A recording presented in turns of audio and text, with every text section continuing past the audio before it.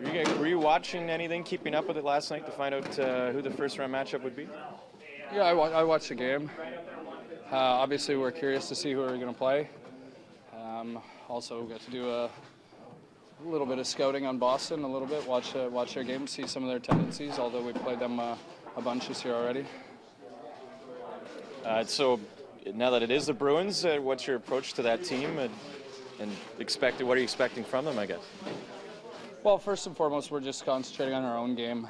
The Bruins they're a good team. They have a lot of experience, and they're going to turn their game up a notch in the playoffs for sure. They've been there before, so we're going to have to play well. We're going to have to outcompete them, and it's definitely going to be a battle. What are some things that have kept the Maple Leafs successful this year that you're hoping to repeat in the postseason? For us, it's we get back to our solid team game. The playoffs, a lot of it is about outcompeting the guy across from you. But again, we have a solid defensive system that whenever things have kind of turned south for us this year, we've got back to that and got back to basics and got success. Is there something to be said then, Joffrey, for four lines that can go out there and do that? Not every team has that option.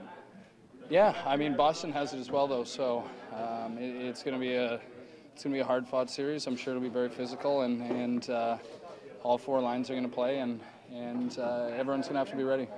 For the last couple of games, it seemed like there was a stigma against this team when the Leafs played Boston. It seemed like they just had your number. Is this a team that just matches up well against Boston? Yeah. Well, yeah, statistically, as far as wins losses goes over the past couple of years, they've had our number for sure. But again, the playoffs, this is a clean slate, and that's the beauty of the playoffs for a team or for individuals, whatever. I mean, you put the season behind you, or in our case against Boston, the last couple of years, put that behind you, and you win one playoff series, and all of a sudden, all is forgotten about. I'm not sure if you preferred Montreal or Boston, but the underdog role seems to suit this team better, which you will be in this series. Anything to that? Well, we would have been, judging by points, we would have been the underdog, regardless of who we played. So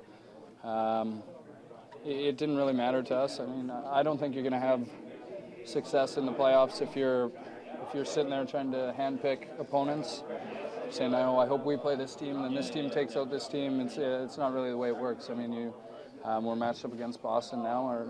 Our goal is to beat them, and then whoever comes after that, you refocus and do that. You take it one round at a time, but certainly we weren't sitting around last night hoping for the game to go one way or the other. If Phil has a big series, is this a way to put kind of the whole Boston rivalry behind him?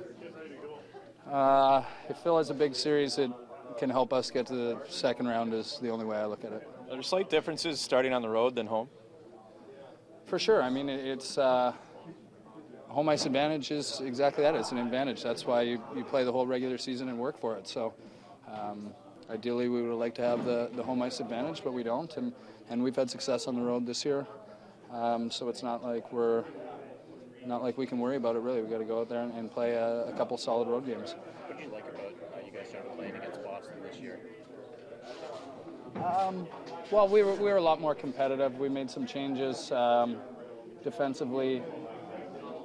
It seems right now we're giving up a lot of shots, but our whole mindset the whole year has been about quality shots and trying to keep them out of the middle of the ice. So that'll be the same against Boston, trying to keep them to the outside. They're a big physical team that likes to drive the net, and we know what to expect from them, and we just got to match their work ethic and their competitiveness. You don't want Tyler in there, of course, but if he isn't, you think you had a couple of days and a couple of games to maybe get used to him not being in there possibly and made the adjustment? Yeah, I can't really comment too much on Bozy. I saw he was out there today for a bit, so that's positive. But again, you want to have all hands on deck. But the reality of it is, if you're going to make a run in the playoffs, there's going to be guys going down at certain times, and other people have to step in. So hopefully he's back as soon as possible. But in the meantime, it's nothing that other teams aren't facing as well. Do you feel for a guy who's had the long wait that he's had to get into a playoff game here, and he gets tentative for game one, and then he's going to be there or not? Well, yeah. Again, you want everyone in there, but he'll get his chance, and hopefully for us, it's sooner rather than later.